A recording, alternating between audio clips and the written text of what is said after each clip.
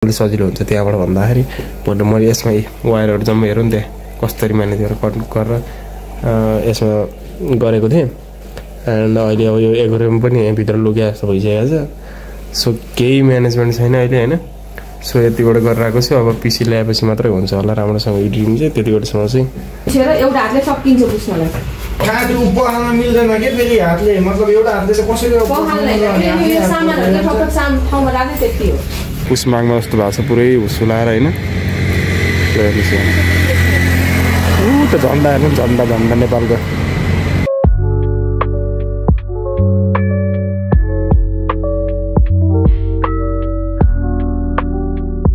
हे guys welcome to my new vlog अहिले चाहिँ हामी डेलिभरीको लागि आएको छौँ यता के भन्छ होला भैँसीबारीदेखि यता खोकना साइडतिर विन्डेल रिसोर्ट अनि पुरै म पुस माग्न जस्तो भएको छ पुरै हुसुलाएर होइन त झन्डा हेर्नु झन्डा झन्डा नेपालको डाँडामा है पुरै हुसुलाएर भएको छ होइन अब बाघ बोलाएर हिँड्दा परेपछि हामी सिक्दैन होइन अलिक सन्चो छैन हामीलाई सो अझै लाग्थ्यो अब बजीतिर भयो होइन अरू म अरू सम्झ अझ लगभग दुईवटा कुराहरू भेटिसकेको छ अब चाहिँ बाँकी रेडी गर्नु छ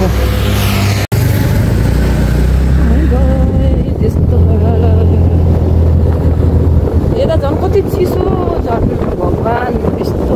उतातिर पुरै हुस्सो लागेर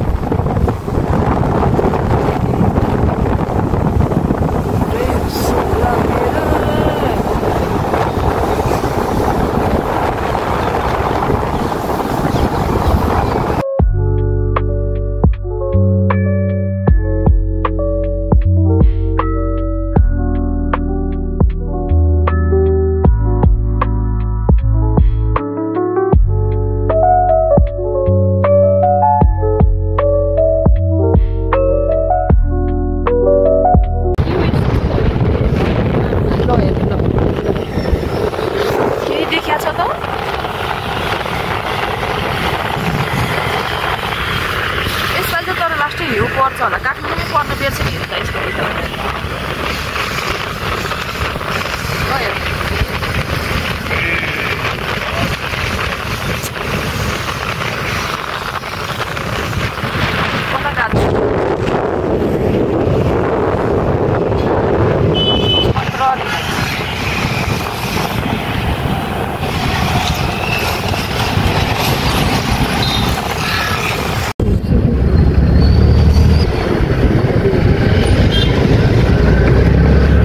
सकाल चाहिँ आइपुग्यो डेलिभरीबाट पनि लास्टै चिसो जलाएर लास्टै चिसो होइन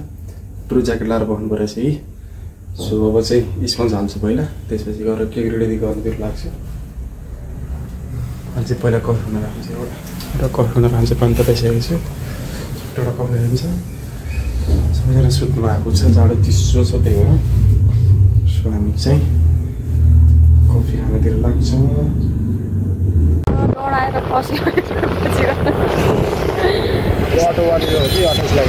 तिर चाहिँ केक बन्दैछ हाम्रो होइन जाडोले गर्दाखेरि तहाँ भइसक्यो एउटा केक चाहिँ यहाँ बनिरहेको छ है बनिसकेको छ हामी जानुपर्छ अहिले 6 साढे 6 बजे केक छ सो 3टा केक एकचोटि लिएर जान्छौँ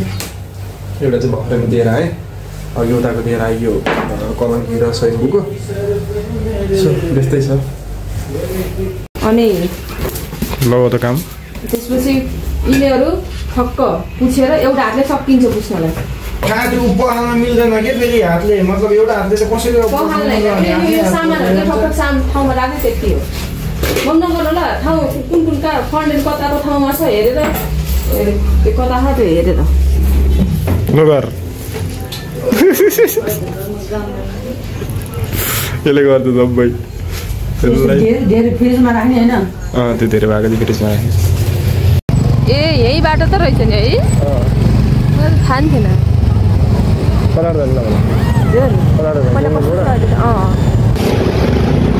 फेरि साइज मेरो थाहा हुँदैन नि त हामीलाई किनिदिने भनेर हुन्छ होला गाडी पोच्छ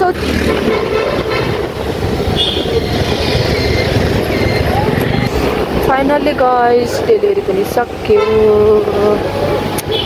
धन्न मैले मेरो भाउतोमा आएछ हामी कहाँ पो पुग्ने रहेछौँ नि मेरो भाउत हामी चाहिँ अब गणेशस्थान जाँदैछौँ फलफुल लिनलाई हजुर केरा खानु मन लाग्यो हामीलाई रातिको 8 बजे हाम्रो केरा अनि 8 बजे केरा खानु हुँदैन र मन लाग्छ अनि जान्छ मन्चेस्टर है त बोलौँ न एकैछिन लौ त ए पानी के हुन्थ्यो त नि केरा किन गएको त लास्टमा त छैन पाइपै भएछ हामी फर्केर आयौँ हामीले खोजे बेला त के पाउँछौँ र थाहा त्यही पनि यसो गइदिएको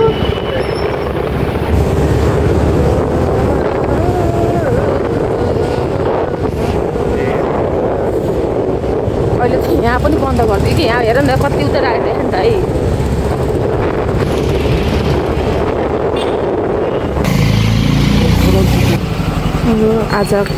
आजको दिन हामीले बाई बाई गऱ्यौँ गोरु जस्तै खस्यौँ